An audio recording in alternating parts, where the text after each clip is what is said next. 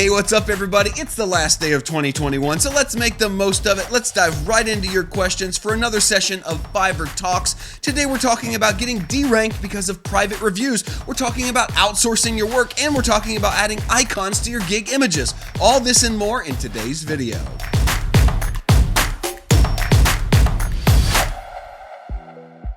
That's right, today is the last day of 2021, slightly better than 2020, but not altogether that great. It's been a year of ups and downs. I hope your year has been more ups than downs, and if your questions are any indication to me here in the comments section, it seems like a lot of you are starting to gain some traction and do a little bit better. I hope that your 2022 is bigger and brighter than 2021, and hopefully these questions and these answers will help you to get there. I'm going to start right out because I've got 2 weeks. I took a break for Christmas last week. I've got almost 2 full weeks of questions here for this Friday session, so I'm going to jump right into Arslan Malik's question, and it's a good one. He asks, when we get deranked because of a private review that a buyer might have left, what can we do to get our gig re-ranked and back in the search? And I said this to Arslan in the comments section. My first question to you would be, how do you know you've been deranked because of a poor private review? Because you can't tell when someone gives you a poor private review because it's private. Yeah, that's the whole point. There's many factors that go into the ranking for your gig, so I think it's incorrect to first assume that a private review is the cause for being deranked. I see this word all the time. It really bugs me. Maybe we should change our vernacular, commenters, viewers. Deranked is the wrong word. Not ranking as high as you want is really what we're talking about. It's not that your gig is deranked. It's not that you're deranked and removed from the search results. It's that your gig is just not performing at the top of its game. Maybe you're not even, it doesn't even have enough statistics or reviews to even be considered for a top spot. There's a lot of factors that go into it, including your reviews, amount of gigs produced, your actual public reviews, things that are real, and not just the possibility of being private reviews. And all of these things go into it. If you're making changes to your gigs on the backside, that does pull your gig out of search results. We've talked about this before. Changes, that are not common, but changes that are often. The more often you do changes, the more often your gig is being pulled out of search results. That can hurt your gig, so you shouldn't do that too often. And I think, Arslan, in this case, after talking to you, it sounds like you were editing your gig a lot, trying to tweak and optimize things. You were actually pulling it out of search results and hurting it every time you did that. Maybe you didn't realize it, but the truth is, I would encourage Arslan and everybody else not to worry about an outside factor that you can't control deranking your gig. Worry about the things you can control, okay? Your gig thumbnail, your gig video, your gig description. Make sure that your reviews are good, that you're serving clients well, that you're closing projects, that you're reaching out to get more projects. You're work on all the things you can control, and stop worrying about the things you can't control. Let's just stop for a moment and look into 2022. This is exactly what we all need to do.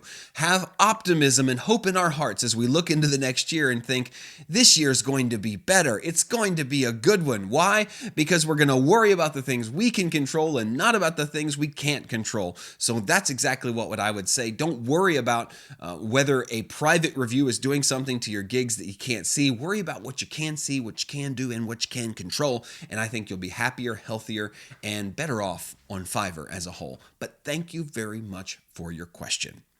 The next question, I like this one, comes from the AZ show, or maybe it's the AZ show. I don't know.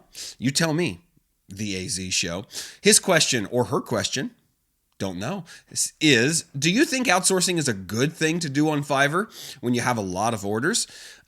Here's the preface for my answer, the AZ show. As a guy who has a team and has other people doing work that is in turn in the mix in Fiverr on my Fiverr accounts, I would say for most people the answer is no. Outsourcing is not the answer. The first thing I would do is, number one, I would never outsource anything. even if you had too much work, even if you were trying to grow a business, I would internalize everything, not meaning that you do it, but mean build a team around you. So it's not an outsource to an unknown freelancer, another Fiverr seller. You're building a team around you and you guys are doing work together as a team. That's how I operate. That's how I handle growth. But before I ever added another person to help me work on the creative flow, the orders, fulfilling orders, I first did a series of price increases, a series of kind of client qualifications. Maybe I changed my requirements. If you have a ton of orders, it probably means your price is too low. You need to raise your prices. If you do that a couple times, I probably went through a dozen price increases before I looked at adding a person to help me with the orders, because I reached what I thought to be kind of the plateau or the pinnacle of cost in Fiverr land, meaning that I didn't feel like I could charge a whole lot more and still sell to the same clientele I was selling to. In your case, it sounds like you just need to raise your prices. Adding another person or trying to outsource your work to somebody else adds a lot of headache, a lot of complication. Trust me, you're working with someone, you're on their schedule, you're at the whim of their responsibility and respect for timelines and reliability. It's not something most people can or should mess with. That's really what I'll say. There's a ton that can go wrong in this. In the early stages, and until you've built a significant business, meaning you're making hundreds of thousands of dollars a year on your own, you shouldn't look at hiring anybody else.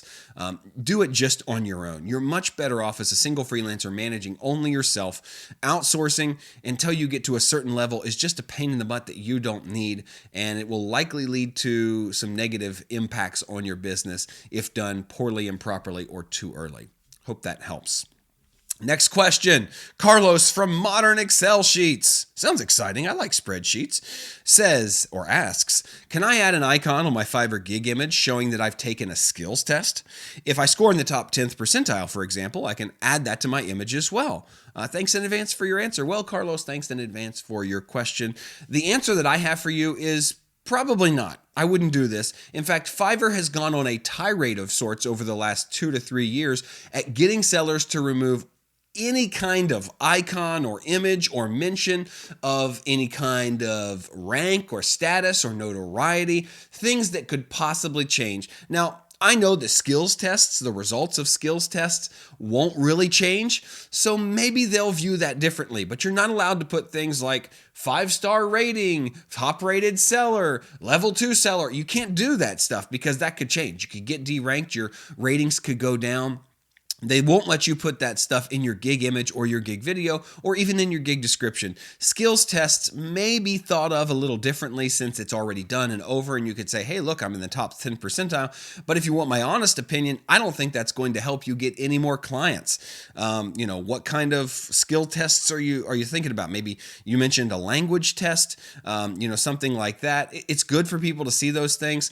There was kind of a big push for this by Fiverr when they released these things about 3-4 years ago. I spent a whole week taking a bunch of tests and getting validated and going through Fiverr Learn and taking some courses and wasting some money. And they were saying, this is going to boost your rank, your profile. I don't think it did at all. I think it was garbage. I think it was just propaganda to sell Fiverr Learn courses. And, I'm sure that me having a couple tests under my belt that says I'm a fluent English speaker and that I can do certain things is good. But do I think buyers are out there looking at sellers and their qualifications and the skills? Probably not. They're looking at your work. Your work is the most important thing. So while you may be able to do it, Fiverr may allow it, I don't see it as being a great benefit for you unless these are questions buyers are asking all the time. If they're always asking you, hey, do you have this skill? Then maybe promoting that you have tested highly with that skill through a Fiverr test could be helpful, but that's the only scenario I see it being as such. But thank you for your question. The next question, I'm not even going to attempt to pronounce the name, so I'm just going to ask the question. But thank you for your question. You'll know who you are. They ask, do you think that offering a service that takes 10 hours for maybe $40 or $60 to complete in a very competitive market is a good idea, especially when the number of sellers are much more than the audience? I got to say, 40 or 60 hours, let's just go here. Let's just say you're getting paid right in the middle. $50 for 10 hours of work. Do the math on that, okay? 50 divided by, let's just do it together here, okay? 50. $50 divided by 10 hours is $5 an hour. Now, I could have done that in my head, but I did this for a visual. $5 an hour. Not very good. The minimum wage in a lot of my country, in America, is much higher than that, double that, I think. I'm not even sure what minimum wage is. And I don't know how anybody could live on doing work for $5 an hour or sustain a business. And I get what he's saying. He's asking, should I do this to be competitive in a market where there are so many sellers? I'll be the first to tell you, I don't think cheap prices set you apart. I don't think they help you compete. I think they're a race to the bottom. I did a video several years ago about people who offer incredibly cheap services on Fiverr, and I think they're only hurting themselves. People say, oh, they're ruining creative industries, they're ruining the platform. No, they're not really, because those people die out. They can't sustain. They can't continue to be a freelancer at those rates. They simply prove that a competition on prices is a race to the bottom, and the people that win are the people that do quality work, not the people who do the cheapest work. And trust me, if you're looking for clients that are looking for the cheapest seller, you're going to end up with a bunch of turds for clients. That's the technical term, turds. People you don't want to work with. So I think it's a bad idea. I think you should set your prices competitively. He thinks competitively means $5 an hour. I think competitively means something that is a good balance of quality and price, means something that is of great value, but not something that is incredibly cheap just to try to beat out other sellers. I think it's a bad idea. I wouldn't do it, and I never have. So thanks for your question. Eric Buchira asks 2 questions. These are 2 short ones and 2 good ones, so I'm going to answer them both. How do you cancel an order without ranking down on Fiverr? Again, there's that word deranked, ranking down. I don't like that word. The truth is, all cancellations hurt your statistic on Fiverr that counts toward your levels. So you have to keep them above 90%. In some cases, I think 90% for top rated sellers every month. I'm not sure if it's the same for everybody, but everything goes towards that percentage. What Fiverr has told me, confusingly enough, is that there are some cancellations that still count to that percentage, but they have a back end percentage that you can't see that factors into that. So they might evaluate a mutual cancellation and say, oh, this guy ordered by mistake. We're not going to count that toward his actual calculation for his gig, and therefore your percentage might have gone down for order completion because of a cancel, but we kept a back-end log that says it's a little better. I think that's silly. I think that's crazy, but that's actually what Fiverr has told me on multiple occasions, different people. So I tend to think that's true. As far as how canceled orders affect your ranking, your gig's ranking, I know that a few canceled orders here and there is not really going to affect your ranking. But if you are down in the 70s or 80 percentile for gigs completed, meaning people can look and say, gosh, they only complete about 70% of the gigs that the orders that are placed with them, that can hurt. And I know Fiverr notes that on your profile page, on your gig page, and sellers or buyers will tend not to buy from sellers that have low completion rates. So cancellations overall can have an overarching negative effect on your profile and your gigs, but a few here and there, they're always going to affect your percentage, may not affect your rank or your level, but if they're few and far between, you should be okay. The truth is, cancellations are always bad on Fiverr, and even when they're unavoidable and not your fault, they always tend to have a bit of a negative effect on you. It sucks. It's a reality. And his second question, Eric's second question is, I'm a digital illustrator and most clients really love the illustrations I create and leave 5-star reviews. However, I'm wondering, how do I get them to accept leaving a portfolio image of their project on my gig or portfolio? He means the live portfolio. Most of them don't. Eric, this is a really good question to be asking, especially for somebody in the digital arts, the digital illustration world. Your work is your worth in the portfolio. You want people to see what you've actually done. The truth is, once your live portfolio is full, meaning the maximum amount of images are on there, it won't affect you too greatly if people aren't adding these things to the live portfolio. The reality is that it's up to the buyer, and you might be doing work that's maybe trademarked or classified, or people don't want the general public to see yet, which is kind of cool, and so they didn't include it. The only thing you can really do, and I have done this before, is simply ask people, hey, When you're completing this gig, if you wouldn't mind considering your work to allowing your work to be displayed in my live portfolio, it's a great way for people to see what I'm capable of and tell potential clients, what I could do for them. So you could just simply add a line in your delivery message. Hey, if you would be so kind as to consider allowing this to display in my live portfolio, I'd really appreciate that. Maybe it will help, maybe it won't help, but it will at least make people aware that you would love for this to be displayed in your portfolio. You're very proud of this work, and them allowing it to display would mean a lot to you. That's about all you can do. But again, if your portfolio is full, the only time this would be a real issue is if you had like 2 things in your portfolio and you need it to be filled up. Like people need to see that you actually do work. I could see that being an image. But once it's full of good work, don't worry too much about people not allowing this. But you could simply ask. Faithful viewer Ghost Gaming asks this question. I completed a project for a Fiverr Select buyer. And when we were done, he tipped me well. A day later, he returned and said that he was actually so pleased with the work that I'd done for him that he'd like to tip me a little more. Since the order was closed and he'd already tipped, I was unsure if I could send him a custom offer for my gig based on how much he wanted to tip, and then just deliver the previous projects. Project files. What should I do? So, great problem to have, Ghost Gaming. You did great work. Your buyer loved it. They left a review and left you a tip. Then they came back and said, I'd like to leave you a bigger tip. I'd like to leave you more. In this case, you're right. The gig page is closed. I used to have a special gig back before tipping was a thing. Tipping was not always a part of the Fiverr checkout process. It was hard to do on Fiverr. And so a lot of sellers, top-rated sellers back in the day, 7, 8, 10 years ago, used to have tip jars, meaning that we had a gig that was just a tip gig. So when someone thought we did a great job, we could send them to that gig and they could place an order. And this is back in the day when you didn't have to deliver anything with the order. You could just deliver it and say, here's a virtual high five. That was one of the rewards for the tips that I gave out, was a virtual high five or something like that. I think I even said or a big tip, I'll name my firstborn son after you. Fun stuff like that.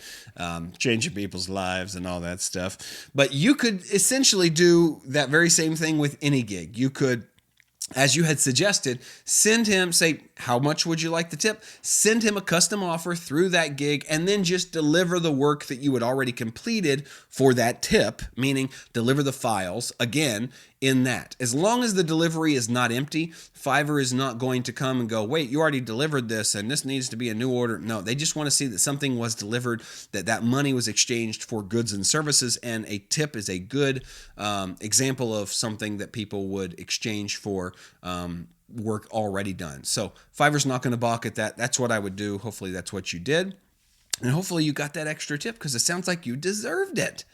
All right, I've got one more question here, and I think this will be a good way to end 2021 together. Christina asks, can I use my reviews and samples from Fiverr for my personal online business page? Now, this is a really good question to be asking because we talk all the time about how do we start businesses away from Fiverr? Not how do we pull Fiverr customers off Fiverr? That's not allowed. But how do we start adjacent businesses in the quote real world online that are offering the same services? I did this. I started a local business that was adjacent, had its own website, did similar services, and then I had my Fiverr business over here. They were separate but offering similar things. And the question is, I've got a lot of clients over here. How do I use examples and portfolio examples from Fiverr over here? Well, the answer is you simply ask. Go to your customers and say, hey, would you mind if I used this? In my world, I create videos. Would you mind if I use this video in my portfolio? You don't have to specify, hey, it's on Fiverr. You could just say, hey, do you mind if I display this publicly in my portfolio? Get permission from them there. And then that allows you to display it. That's how I handle everything in both of my businesses. Before anything is posted, obviously Fiverr asks the question for me. I don't have to ask that. It's the live portfolio. They choose it so it displays or it doesn't display. But before I ever put anything up in a portfolio, I always ask a client, hey, can I do this? And that way they'll A, be proud that you like the work you did for them enough to put it in your portfolio, and B, let you know whether that works for their business. Sometimes you're creating content or images or videos for something that's not launched yet. So somebody wouldn't want you to put it in their portfolio until after this date. I've had clients say that, hey, it's January, don't put this up till March. But yeah, you can display it. Just get permission. It's all about garnering permission from the content owner, because once you deliver that content, it no longer belongs to you. They have all the legal rights, intellectual property rights to that thing that you've created for them once the sale is completed. So you need to ask their permission to use it in the same way you'd ask to use music for copyright purposes on a project, or anybody else's work in anything else, to display it in your portfolio. So I think it's a great idea, because if you have a Fiverr business and you're trying to start a different business adjacent over here but separate, you want to be able to say, I've got tons of experience, but you don't want to say, go to Fiverr to see how much experience I have. Now, I'll kind of add to this. You didn't ask this question. This will be for free. Okay. You didn't ask this, but I would also ask those same customers, hey, would you be able to write a special little endorsement, testimonial about working with me that I could put with this work? Hey, here's the work I did, and this customer said, wonderful to work with, great turnaround time, great communication, couldn't recommend any more, 5 stars, blah, blah, blah. That would be a really great thing to do too when you're just starting an adjacent business. Then you can always ask for those special things. You don't have to lift a Fiverr review and put it over there. Ask them for something special, and you can do that with any client at any time. This just reminds me that, hey, we talk about this sort of thing, adjacent businesses to Fiverr, every single Tuesday. So if you have questions about running a freelance business, being a freelancer, getting started, that are not Fiverr related but are more business related, then ask them, and I'll answer those questions on Tuesday. So every Tuesday I do a freelancer talks video, and Friday Fiverr talks. I need your questions. So if you enjoyed this video, give it a thumbs up. And if you're new to the channel, please subscribe. Give me your questions down below to be answered in next Friday's video. And enjoy what's left of 2021, because 2022 is going to be a good year. I can just feel it, because all of you are going to continue to keep doing, because the future favors the doers.